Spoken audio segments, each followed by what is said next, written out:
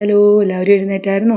ഞങ്ങളൊരു 6:15 ആയപ്പോഴേക്കും എഴുന്നേറ്റ് രാവിലെ അടുക്കളയിൽ കയറി കഞ്ഞിക്കുള്ള വെള്ളവും വെച്ച് കുടിക്കാനുള്ള വെള്ളവും തിളപ്പിച്ചിട്ട് പുട്ടുണ്ടാക്കാമെന്ന് ഓർത്ത് അതിനുള്ള എല്ലാം റെഡിയാക്കി വെച്ച് ഉച്ചത്തേക്ക് വേണ്ടി മെഴുക്ക് വരട്ടിയും പിന്നെ ചിക്കനും കറിയൊക്കെ വെച്ച് രാവിലെ സ്റ്റാൻഡിലോട്ട് പോകാൻ വേണ്ടിയിട്ട് വണ്ടി തുടയ്ക്കുവാണേ. ഒരു 8:45 ആയപ്പോഴേക്ക് അടുക്കളയിലെ കാര്യങ്ങളെല്ലാം ഏകദേശം കഴിഞ്ഞായിരുന്നേ. പിന്നെ കൊച്ചിൻ്റെ യൂണിഫോം തേക്കാൻ വേണ്ടി പോയേ. രാവിലെ എൻ്റെ എനർജി മുഴുവനും പോകുന്നത് മൂത്ത ആളെ എഴുന്നേൽപ്പിക്കുന്ന കാര്യത്തിലാണ്. എഴുന്നേൽക്കാൻ ഭയങ്കര മടിയാണ്.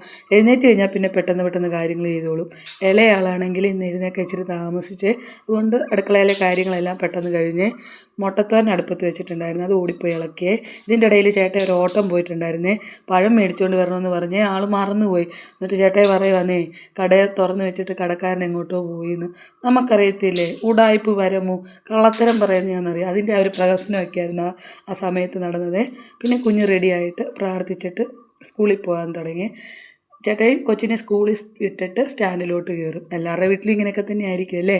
എല്ലാവരും ഒന്ന് സബ്സ്ക്രൈബൊക്കെ ചെയ്ത് സപ്പോർട്ട് ചെയ്യണേ.